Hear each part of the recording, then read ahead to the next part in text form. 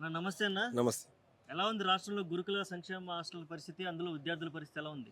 గురుకులంలా మొత్తం అన్నంలో మొత్తం పురుగులు పడుతున్నాయి. హ్మ్. ఎంతోమంది విద్యార్థులు మొత్తం ఫుడ్ పాయిజన్‌తో చనిపోతున్నారు. చాలామంది చనిపోయారు. మన ఆసిఫాబాద్‌లో కూడా ఒక విద్యార్థి చనిపోయింది. హ్మ్. మొత్తం గురుకులం కేసీఆర్ గారు ఎంతో మంచిగా గురుకులాన్ని మంచిగా తయారు చేస్తే, ఈయన మొత్తం చెండాలంగా మళ్ళా మొత్తం చిన్న పిల్లల తినే అన్నంలో మొత్తం పురుగులు ఉంటున్నాయి. హ్మ్.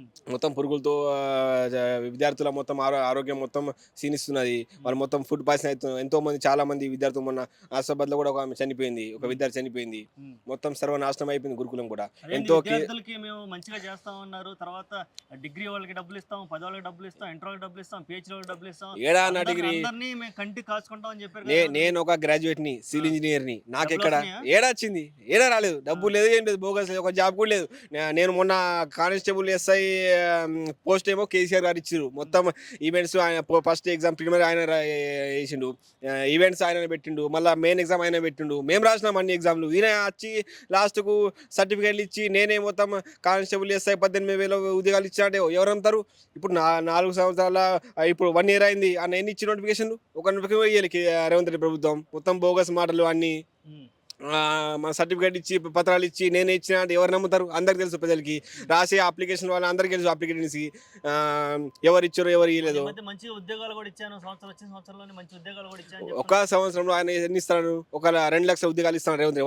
ఒక సంవత్సరం అయిపోయింది. ఏడ ఇచ్చిండు? 1 ఇయర్ అయిపోయింది. సెకండ్ ఇయర్ స్టార్ట్ అయింది. డిసెంబర్ అయిపోయింది. హ్మ్. ఏడ ఇచ్చిండు? ఒక సంవత్సరానికి 2,00,000 ఉద్యోగాలు ఇస్తున్నాడు. మొత్తం బోగస్ మాటలు. మొత్తం బోగస్. తెలంగాణ మొత్తం 10 సంవత్సరాలు వెనకపోతే రేవంత్ రెడ్డి పాలనల. ఎంతో కష్టపడి కేసీఆర్ గారు 10 సంవత్సరాల్లో మంచిగా తెలంగాణని ఇట్లా మన భారతదేశంలో పెట్టిండు మంచిగా. మన తలసరి ఆదాయం కూడా మన ఇండియాలో మనం టాప్‌లో ఉన్నాం. మనం మొన్న ఆంధ్రప్రదేశ్ ముఖ్యమంత్రి చంద్రబాబు చెప్పిర్రు మొన్న. తెలంగాణ తలసరి ఆదాయంలో టాప్ ఉందని. ఎందువల్ల వచ్చింది? ఈ మన మన అన్ని పథకాలు కేసీఆర్ గారు పెట్టిన సంక్షేమ పథకాల వల్ల వచ్చింది. ఇప్పుడు ఈయన మొత్తం ఆయన ఇప్పుడు కేసీఆర్ ఆనవాళ్ళు ఉండొద్దని తీసేస్తా అంటుర్రు. ఏం తీసేస్తాడా?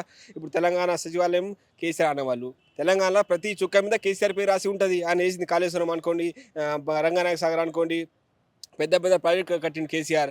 అన్ని ఆనవాళ్ళు ఆయన కట్టినాయి. ఈయన ఇయాల అచ్చి ఆయన ఆనవాళ్ళు తుడిచేస్తా అంటే ఈయన వల్ల సాధ్యమైతదా? ఎంతో మంది పెద్ద పెద్ద వాళ్ళతో కేసీఆర్ కొట్లాడి తెలంగాణ తెచ్చిండు. ఈయనతో అయితదా ఏమన్నా? ఓకే అన్న. Thank you. ఓకే. రైట్.